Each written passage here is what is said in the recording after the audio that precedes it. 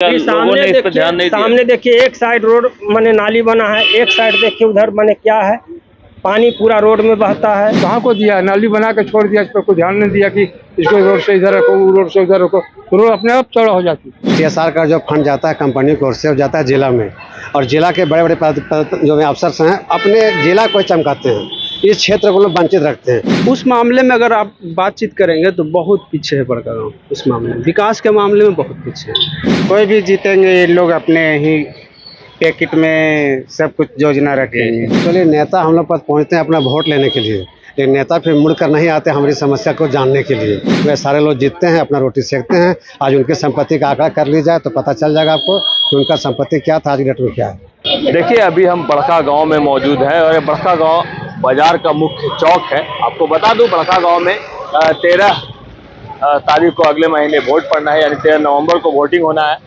और अगर बात करें बड़कागांव के राजनीतिक इतिहास की, तो इससे पहले अंबा प्रसाद यहाँ से अभी विधायक है, इससे पहले उनके पिताजी विधायक थे, इससे पहले उनके माताजी विधायक थी। और अगर अपोजिशन की बात करें तो उनके सामने रोशन लाल चौधरी हमेशा से अपोजिशन के तौर पर नजर आए हैं, लेकिन इस बार रोशन लाल चौधरी आजसू से ना आकर भारतीय जनता पार्टी से आ रहे हैं, यानी इस बार पट्टा बदल गया है, उम्मीदवार वही है। यहाँ पर कुछ स्थानीय लोग हैं, हम जानते हैं इनसे कि इस बार बड़कागांव में किन मुद्दों के साथ मतदान करने जाएंगे। स्थानीय हैं आप और 13 तारीख को यहाँ वोट होना है, 13 नवंबर को पहले चरण में, किन मुद्दों के साथ वोट करिएगा आप? यहाँ पे लोगों का बहुत सारा मुद्दा है, लेकिन उसमें से कुछ बहुत इम्पोर्टेंट जो है, जैसे यहाँ अतिक्रमण का है, जो रोड बहुत सारा जाम लगता है, और लोगों का रोड में बहुत ये आपका एक्सीडेंट वगैरह का मुद्दा है। और यहाँ जॉब्स जो बाहरी लोगों को जॉब, यहाँ लोकल लोगों को जॉब्स नहीं मिल पा रहा है, वो सब मुद्दा है, जनरल मुद्दा है ये सब, और इस पर बेसिस पे लड़ना चाहिए लोगों को। बड़कागांव का जो विकास होना चाहिए था, क्या सही मायने में अब तक राज्य बनने के बाद हो पाया है? नहीं, बहुत अभी उस मामले में अगर आप बातचीत करेंगे तो बहुत पीछे है बड़कागांव। उस मामले में, विकास के मामले में बहुत पीछे है। लोगों को यहाँ पे सबसे बड़ा मुद्दा ये होना चाहिए कि यहाँ पे एजुकेशन का कोई भी स्कोप नहीं है। ये इस बार राजनीतिक मुद्दा बनेगा वोटिंग के लिए? बनना चाहिए, बहुत इम्पोर्टेंट है, जरूर बनना चाहिए इसको। अच्छा, मैंने अपना बच्चा को कहाँ एजुकेशन दिलाएं, उस बेसिस पे कोई नहीं लड़ना चाहता है। मेरा खुद का बच्चा है, उसको कहाँ एजुकेशन दिला, अभी मैं सोच रहा हूँ कहाँ पे दिलाऊँ उसको एजुकेशन। यहाँ कोई है ही नहीं, उस तरह का स्कोप ही नहीं है यहाँ पे। देखिए, एजुकेशन भी एक बार इस बार राजनीतिक गलियारों में बड़कागांव विधानसभा मुद्दा होगा। चाचा, आप काफ़ी सीनियर हैं और बड़कागांव को काफ़ी अच्छे से जानते होंगे। चुनाव आ गया, वोट करना है। चुनाव आगे वोट तो करेंगे ही, क्योंकि नहीं बोला भाई साहब लोग बोला, और सब बोल रहे हैं कि बड़कागांव का रोड में कुछ समस्या है, जो नाली बना है उस टाइम दोनों समय इस पर लगाता है दुकानदार, आदमी को जाना नहीं दिक्कत होता है। अगर यही हट जाएगा, नली से इस पर हो जाएगा, उस पर हो जाएगा, तो आदमी थोड़ा परेशानी हट जाएगा। तो अब तक जितने भी विधायक बने शायद इस पर ध्यान नहीं दिया हम लोग। कहाँ को दिया, नाली बना के छोड़ दिया, इस पर कोई ध्यान नहीं दिया कि इसको रोड से इधर रखो, रोड से उधर रखो, तो रोड अपने आप चौड़ा हो जाती है। तो क्या इस बार जब नेता वोट मांगने आएंगे तो आप उनसे ये जवाब मांगेंगे? ये जवाब तो मांगेंगे कि पहले आप क्या किए बड़कागांव के लिए, कुछ करके दिखाइए, उसके बाद में आइएगा। तो क्या लगता है कौन जिम्मेवार है इसके लिए? जिम्मेदार कौन है? नेता है, यहाँ प्रशासन है, पुलिस विभाग है, ऐसा हम लोग पब्लिक क्या कर सकते हैं? इसको आप मुद्दा बनाइएगा। हाँ, ये मुद्दा रहेगा ही। तो बड़कागांव तो कोल माइंस के लिए भी जाना जाता है, तो विस्थापन यहाँ मुद्दा नहीं है? हाँ, विस्थापन है यहाँ कोल माइंस से, लेकिन हम लोग को फायदा नहीं है। फायदा है जो बाहर जाता है कोयला, हम लोग को इतना सा कोयला नहीं मिलता। हम लोग खरीदते हैं, कोयला जलाते हैं तो कहीं नहीं रहना पड़ता है, हम लोग को कोई फायदा नहीं आता है। देखिए, कोल माइन जरूर यहाँ है, लेकिन लोगों का कहना है कि कोयले से इन्हें कोई फायदा नहीं हो रहा है। स्थानीय है आप, इन मुद्दों के साथ इस बार वोट करिएगा?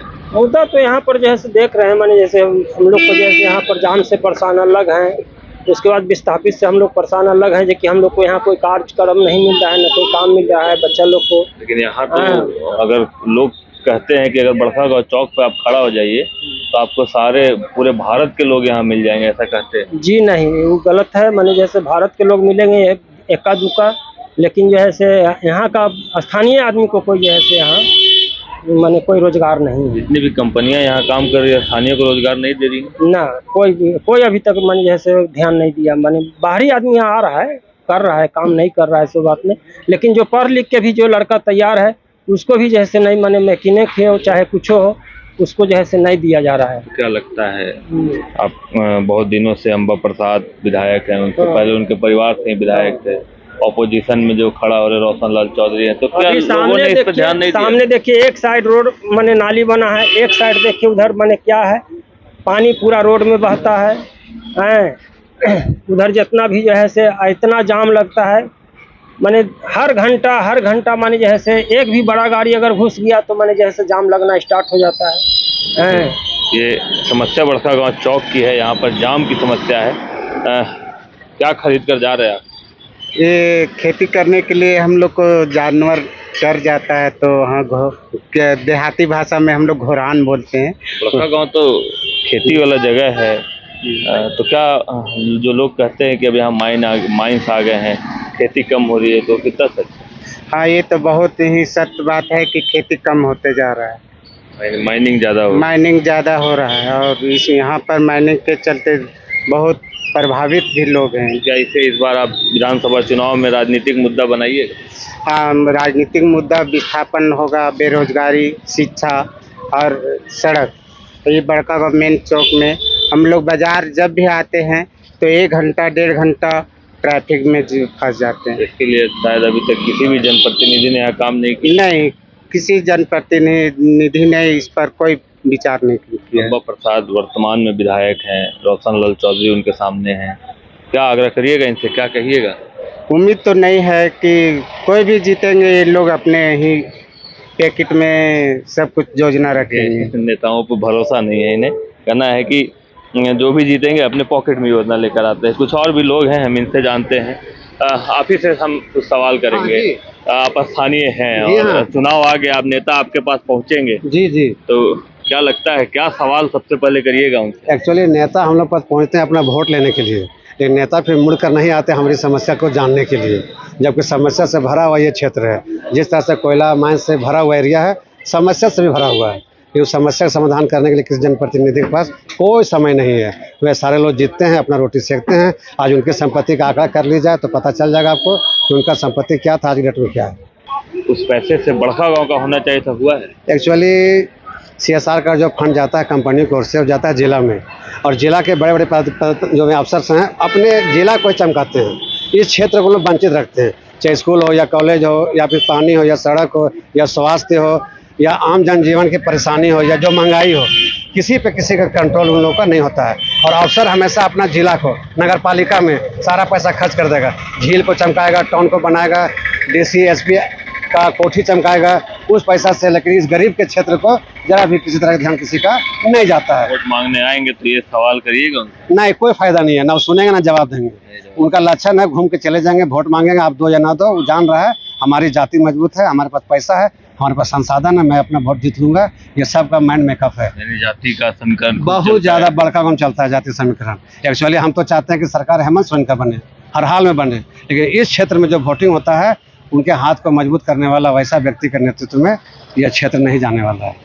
तो देखिए, लोगों की अपनी अपनी समस्याएं हैं और इस बार वो समस्याओं को वो चुनावी रन में भी ले जाएंगे। कुछ युवा भी हैं हमारे साथ, हम आपसे बात करेंगे। आइए, आप युवा हैं, वोट करिएगा ना इस बार? वोट करिएगा, युवा हैं, वो जो वोटिंग है किस मुद्दे पे करिएगा?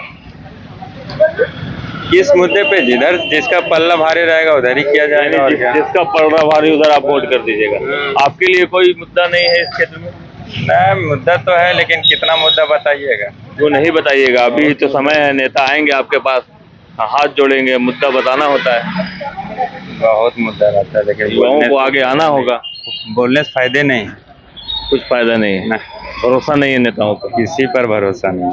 तो देखिए, इन लोगों ने अपना भरोसा जो है खोया है, नेताओं पर भरोसा नहीं है। हालांकि कई मुद्दों पर लोगों ने बात किया है, रोजगार पे बात की है, यहाँ पे विस्थापन के मुद्दे पे बात की है, साथ ही साथ कुछ लोगों ने यहाँ से माइनिंग से मिलने वाले CSR फंड पे भी बात करते हुए कहा है कि जिस फंड से जहाँ से कोयला निकल रहा है, जहाँ का विकास होना चाहिए था, वो विकास बड़कागांव से काफ़ी कोसों दूर है।